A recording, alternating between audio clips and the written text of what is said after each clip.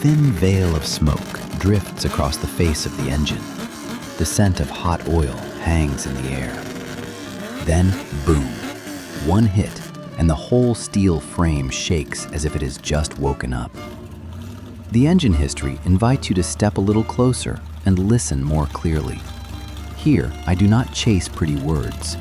I only tell what your ears can actually hear.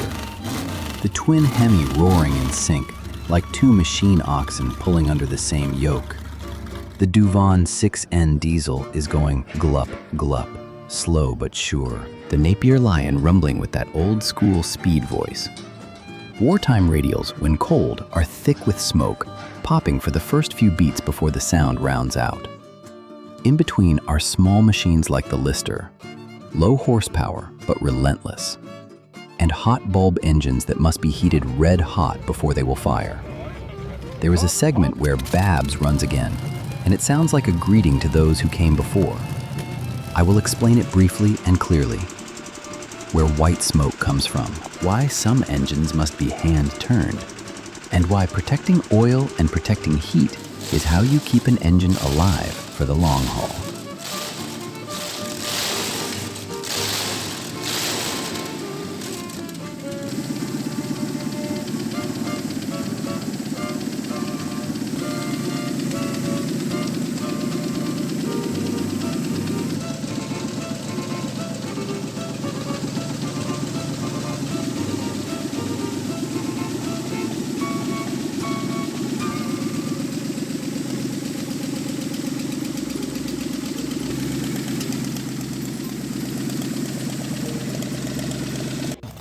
Twin Hemi. Two beasts, one heartbeat. Look at a twin Hemi on a test stand and you instantly know this is not gentle working machinery. Two V8 engines sit side by side, screaming through open exhaust, and they only run if they keep time as one. Every spark, every crank revolution, they must match. Go out of phase and you get violent vibration, driveline shock, even broken parts. That is why the mechanic marks the phase, sets ignition timing, and adjusts throttle and mixture so the two engines breathe at the same speed and the same load. When they synchronize, torque crashes in like surf. The ground trembles, dust jumps. The dense firing makes your chest vibrate too. A few seconds is enough to understand. The power here is not one beast. It is two beasts forced onto the same rope. The secret lies in the power coupling mechanism. Both engines are tied into a single output through couplings and gears, so their forces add instead of fighting each other. At low speed, the driver feathers the throttle to prevent the strong engine dragging the weak one. At higher speeds, rotational inertia helps the system stabilize itself. This is a technique born for drag exhibition. It does not need to be smooth. It only needs to explode in the right rhythm at the right moment. Leaving that scream behind, the next segment takes us to the opposite kind of strength. Industrial diesel, slow and stubborn for hours on end.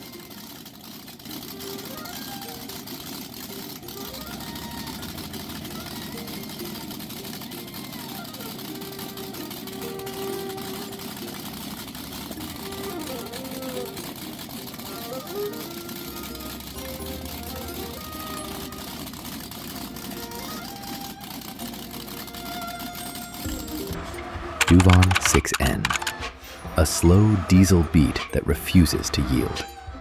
After the twin Hemi scream, the Duvon 6N arrives in a completely different voice. No showmanship, no rush. A turnover, then the diesel locks into glup, glup, glup. Slow and heavy, like a hammer hitting concrete. You can hear time inside that sound. The rhythm factories and ships once depended on through entire long shifts. Duvon is the kind of French engine built to endure. It runs for hours without needing anyone to pamper it, as long as the oil is clean and the operator knows how to hold the temperature. The emotion of Duvon is not in how big it is in how it stands its ground. No sensors, no screens, only metal, oil, and fire. When it stabilizes, old grease warms up, and the internal mechanism sounds like steady breathing. There is something deeply human in the scene. A mechanic wipes his hands on an apron, bends down to check for oil seepage, listens for a strange knock, then gives a small nod as if saying, "It's good." Engines like this once fed entire harvest seasons, drove pumps through drought, and powered generators when electricity was still a luxury. The longer the Duvon runs, the rounder the sound becomes. Smoke thins, the cadence settles like a heartbeat. Standing beside it, you do not only hear a machine, you hear the reassurance of an era when durable mattered more than fast. And just as that diesel rhythm begins to fade, another sound cuts in. Sharper, higher. The voice of old aviation and speed engines.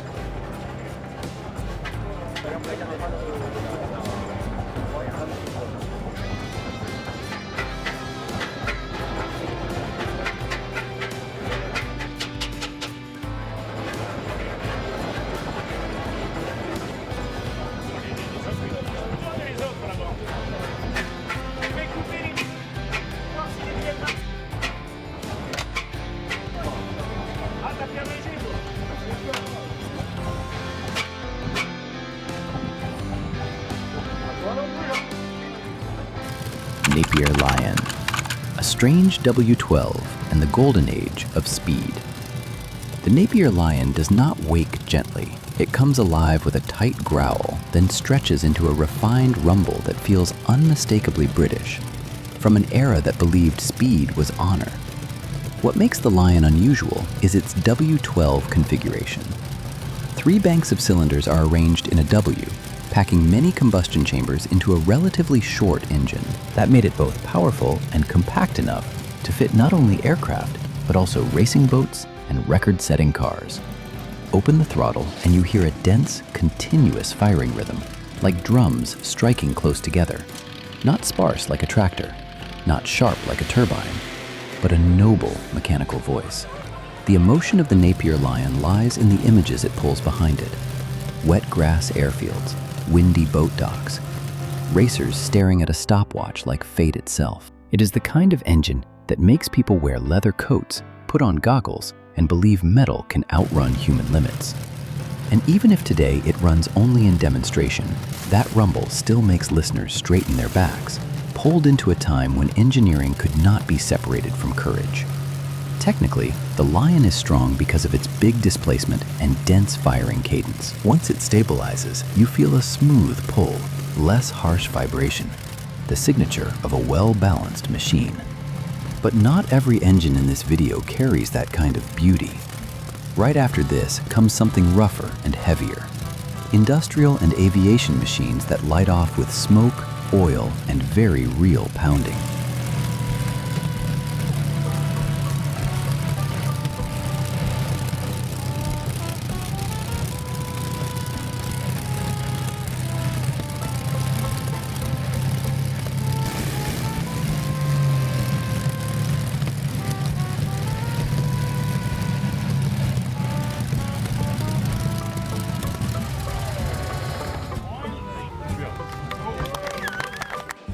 Allen 3S47 and OM444A.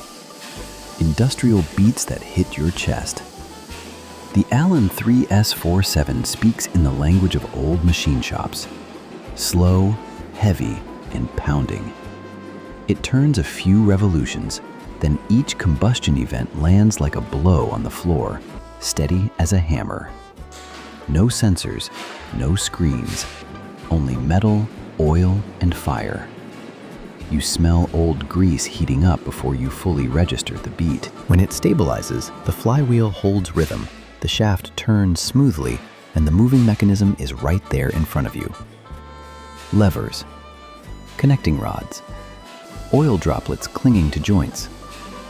The Mercedes-Benz OM444A V12 biturbo compresses power into rolling thunder. 2 turbos pack more air into the cylinders, making each burn denser and stronger, and the sound becomes heavy like lightning. But this kind of power comes with discipline. Keep the throttle small when cold. Listen for offbeat firing. Read the smoke to judge the mixture.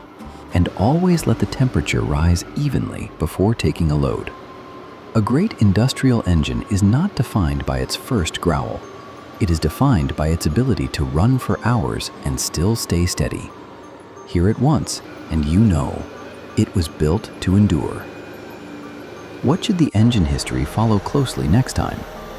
Industrial diesel, aircraft engines, or vintage farm machinery?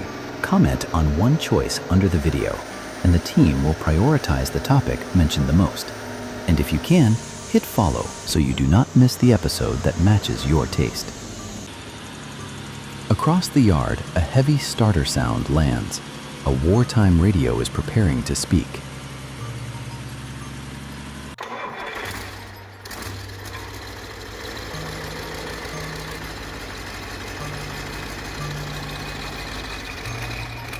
Curtiss Wright R2600 and Bristol Hercules, a warhorse sound you cannot mistake. When the Curtiss Wright R2600 lights off, you can smell World War II in the sound right away. A radio like this is not as compact as a V12. It breathes through overlapping beats, with each cylinder group firing and making the air vibrate like a drum. On a cold start, smoke and a few seconds of popping are normal. Oil is still pooled, fuel is rich, the engine is still cold. Mechanics keep the throttle low, eyes stay on cylinder head temperature. Ears stay on the firing note to catch misfires. When the cylinders finally agree to fall into rhythm, the exhaust rounds out, even and thick. That is when you feel the enduring pull of a wartime engine. The Bristol Hercules 264 is even more chilling because it sat silent for 30 years.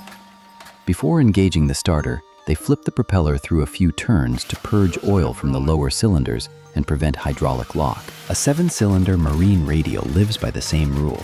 Circular layout, air cooling, long-haul durability. 14 cylinders, 38.7 liters. When it catches again, it sounds like lightning striking. This type uses sleeve valves, so once warm, it often runs smoothly, but when cold, it is temperamental. Oil pressure first, heat first. Only then do you open the throttle. Watching the mechanics stare at the pressure needle, you understand. Up in the sky, one missed beat has a price. Leaving that aviation roar behind, the video drops into smaller, more familiar sounds. The steady boop boop of a Fairbanks Morse in a corner of the yard.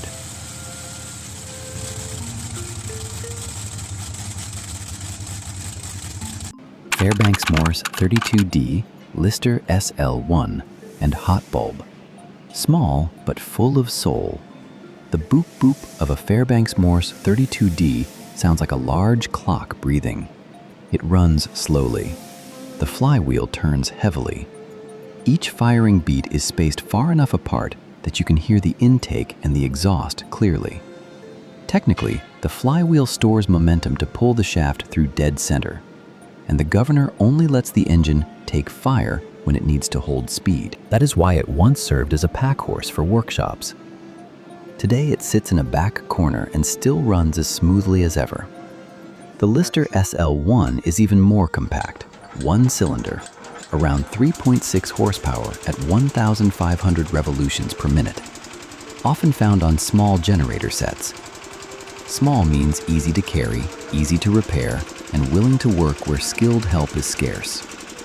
Clean oil, a clear filter, correct timing, and it locks into rhythm. Restoration begins by draining old oil, clearing the fuel system, greasing, and turning it over by hand. Then, some engines force you to slow down. A 40 horsepower hot bulb. Before it will run, you must torch it red hot and wait for the heat to soak into the bulb. When the piston compresses air into the hot chamber, fuel hitting the glowing metal burns. Then it falls into a deep puff, puff cadence, smoke rolling and sparks flicking out. These small sounds open the door to bigger stories, engines tied to speed legends and to real tragedy.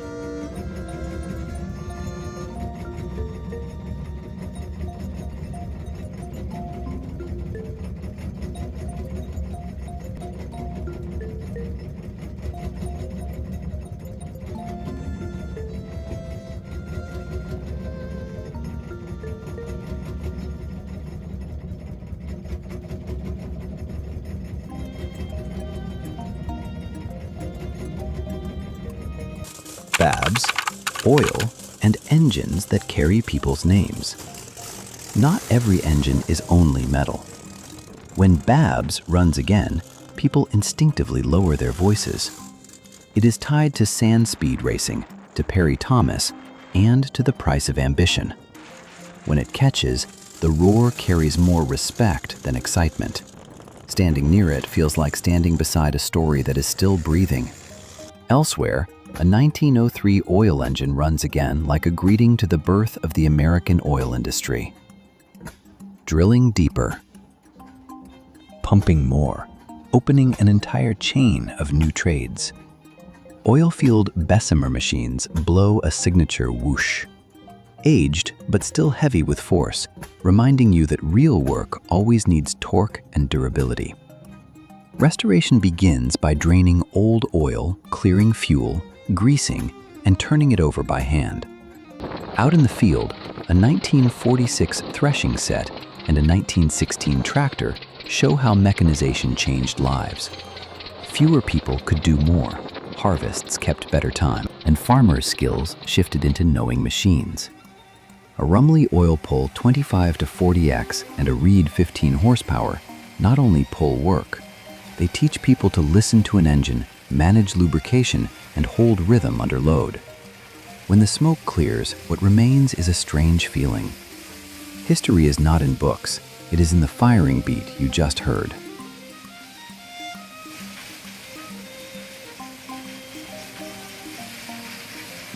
Conclusion. Engine sound is how history introduces itself. This episode moves from the scream of twin Hemi to the diesel cadence of Duvon, then to the Napier Lion and the engines of oil fields and farm ground. Each has its own voice, but they share one rule. If you want it to live long, you need the right oil, the right heat, and the right rhythm. A skilled mechanic does not need many words. They listen to the firing note, read the smoke, feel the vibration, and know whether to hold throttle or back off. When a rare machine settles back into steady running, you receive not only sound, but the sensation that time has been pulled closer. One explosion is enough to wake a memory.